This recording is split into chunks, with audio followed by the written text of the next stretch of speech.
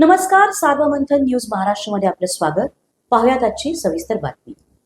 अहिल्यानगर महानगरपालिकेचे हिंदुत्ववादी दिवाबत्ती दुरुस्ती कर्मचारी धीरज परदेशी यांच्या हत्येप्रकरणी जलद न्याय मिळावा तसेच दोषींवर कठोर कारवाई करण्यात यावी या मागणीसाठी सकल हिंदू समाजाच्या वतीने मुख्यमंत्री देवेंद्र फडणवीस यांना निवेदनाद्वारे मागणी करण्यात आली आहे. दिनांक 7 ऑगस्ट 2026 रोजी मुकुंदनगर परिसरात शासकीय कर्तव्य बजावत असताना धीरज परदेशी यांच्यावर हल्ला होऊन त्यांचा मृत्यू झाल्याची घटना घडली होती.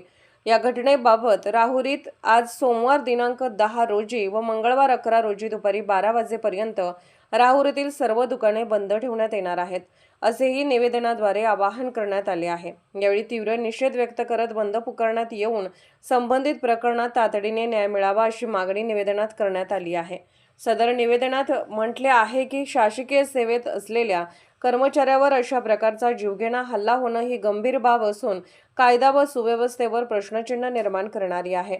त्यामुळे या प्रकरणाचा फास्ट ट्रॅक न्यायालयात खटला चालवून दोषींना कठोर शिक्षा देण्यात यावी तसेच आरोपींना मदत करणाऱ्या व आश्रय देणाऱ्या व्यक्तींवरही गुन्हे दाखल करून त्यांना तात्काळ अटक करावी अशी मागणी करण्यात आली आहे. मृत धीरज परदेशी यांच्या कुटुंबाला न्याय मिळण्यासाठी त्यांच्या कुटुंबातील पात्र व्यक्तीस अनुकंप तत्वावर नोकरी देण्यात यावी व आर्थिक मदत जाहीर करावी अशी ही मागणी करण्यात आली आहे.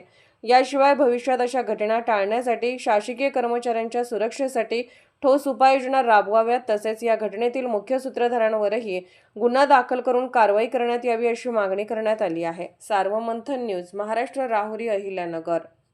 सार्वमंथन न्यूज महाराष्ट्राला लाईक करा, शेअर करा, सबस्क्राईब करा.